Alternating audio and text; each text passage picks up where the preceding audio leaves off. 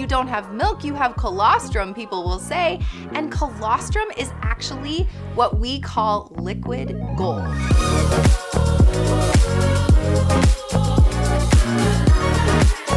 Hey everyone, my name's Sarah Lavonne and welcome back to my YouTube channel.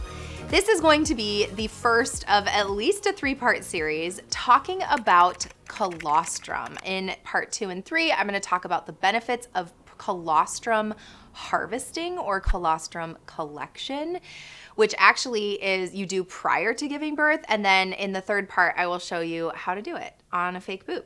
Not a real boob this time. And as a reminder, I will drop in the description box down below my manual expression, hand expression video, which that one really is like manually expressing on a real boob that is a lactating boob that really shows you how to do it, okay? So that's a reference to all of this. But before I do that, I wanna talk about colostrum because one of the misnomers that I hear all the time is after you give birth, I don't have milk. All right, so if you are planning on breastfeeding, you want to breastfeed, I'm gonna encourage you to breastfeed or at least consider one feed even is better for your baby than no feeds of your breast milk. But colostrum is the first milk. And you need to understand this, that it may not look like mature milk, like the milk that comes in, or if you've been around a breastfeeding parent that like is pouring out and you fill up cups and cups and you're filling your breast pump of milk, right? Colostrum really is your first milk. It is breast milk. And so that misnomer really is you don't have milk, you have colostrum, people will say. And colostrum is actually what we call liquid gold for 2 reasons. One, because of the benefits of what's in it, which I'll tell you in just a second, but it's also really, really gold colored, okay? Really mature milk is a lot more white. Sometimes yellow, it'll change based on your diet.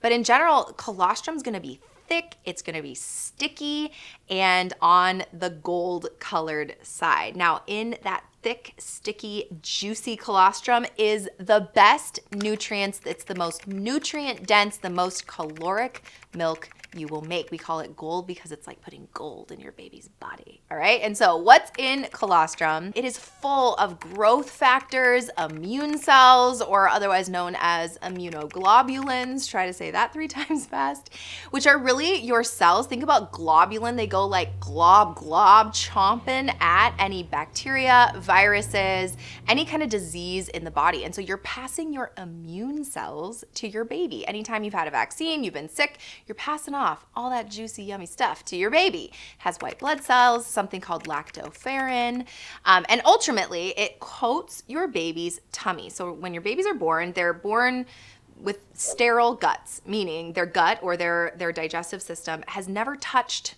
the outside world. It's never eaten real food, which hopefully it will continue to not eat real food because you're not feeding your baby real food for a while. You're just feeding them milk, whether human milk or formula, okay? And so with that sterile gut, we want to help set up those tissues of the gut to have the bacteria, to have what it needs in order to set them up for potentially less allergies, to have not be sick quite so much. And so I remember I was taking my breastfeeding class. So I am a certified lactation educator counselor. And one of the most wild things that I learned in the class was these sterile guts. She like gave this like finger analogy, and the openings between the fingers are the ability for disease or like bacteria, viruses, whatever, to get into your baby's tummy. They're sterile, but they are not really protected when they're born, which makes them prone to disease. And so what the colostrum does is when it goes in, it creates this protective coating around the stomach, which if you are trying to potentially not breastfeed, one of the recommendations that I learned in that class was trying to encourage you to even just hand express, which I'll talk about in a future video, and I already have a link down below, just a little bit for that first feed to be colostrum or to be breast milk, because it has all these crazy things going on in there that help sort of close off the stomach lining that protects the stomach / your baby from disease for the rest of their life. Okay? It's like that initial moment where like the first thing to touch it sort of like coats the stomach and changes the lining of the stomach forever. Okay, helping set them up to have less medical problems in the future. Not all medical problems, but like allergies and potentially risk for disease. Okay, I hope that makes sense. Ultimately, your colostrum is like liquid gold, what we talk about, right? Like it is so jam-packed full of everything your baby needs. Now, how much colostrum for that first milk will you see? About 5 to 7 milliliters is all you have in your breasts at birth. Okay. Now, if you were breastfeeding throughout your pregnancy or throughout even like towards the end, you might have more than that. If you've had a baby before, you might have more than that. It's not uncommon to see more than that, but it is normal to only have 5 to 7 mLs. All right. And the first feed of your baby is this much milk. Okay, so if you can't see this, this is a tiny little marble-sized bouncy ball. This is the size of their stomach when they are born. So you can imagine you give an entire bottle full of milk when their tummy is this big. It is really challenging and potentially way over distending the already sensitive lining of their stomach. And so one of the reasons why we love colostrum so much, or that first feed so much, is that the amount of milk you have is the perfect amount that your baby needs. You're not gonna be able to overfeed your baby, but remember that babies are born with a reflex to suck. So if you put anything in their mouth, including an entire bottle, they're just gonna keep sucking and sucking and sucking. They will take it all in because they don't have hunger cues. They don't have satiety cues, or like the fact that they're full. And so they'll keep eating, then they'll be spitting up and it'll be going everywhere. They'll be irritated. You've now irritated the lining of the stomach. It's not the best. Now, if you are gonna formula feed, I'm always gonna say, this is like totally off topic, but here you go. Dump out a bunch of this bottle and give them only 10 mLs. That's it, okay? That's all they need. And what that does is, if you're breastfeeding and you're giving them that first feed, it tells your brain, make a little more next time, and then next time you have a little bit more and more until the stomach starts growing. So notice by about 2 to 3, usually 3-ish, the baby's tummy's gonna be this much bigger, okay?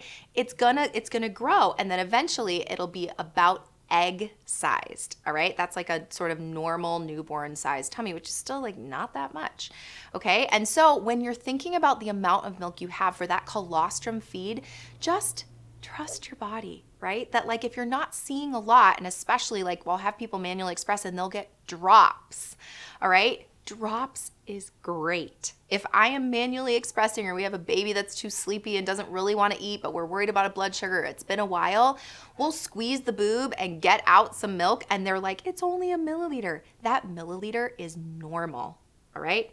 You're not expected to see a lot, but remember, the colostrum is the most nutrient-rich milk you will ever have. Now, when will you see colostrum? Sometimes you can see it before you give birth. And actually, if you come back for part 2 and 3, I'm gonna talk about colostrum harvesting, or like manually expressing your breast prior to giving birth so that you have some on hand, and I'll talk about the benefits of that. But really, you're not expecting to see much. If you work for it, sure, you might. But ultimately, it's really the placenta being born or out of you that triggers your body to release the milk that's been sitting there since week about 14 of pregnancy. That's your little teaser. If you want more on breastfeeding, I do touch on it in the bundled birth class.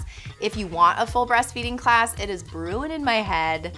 At some point when the demand is there, let me know and I may put that together for you. But otherwise, let me know the other breastfeeding related videos that you have. What did yours look like? How much did you have? Let's compare, let's work together. And then of course, if you want more from me as you're preparing for your labor and birth, head on over to bundledbirth.com. I got lots going on over there.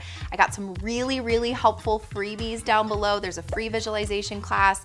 There's a free pregnancy checklist. Everything's in the description box down below. Make sure you like it, subscribe. That helps me and hopefully helps you find more information as I'm popping out new videos all the time. And as always, make sure you don't forget to flex and flow, and I will see you soon.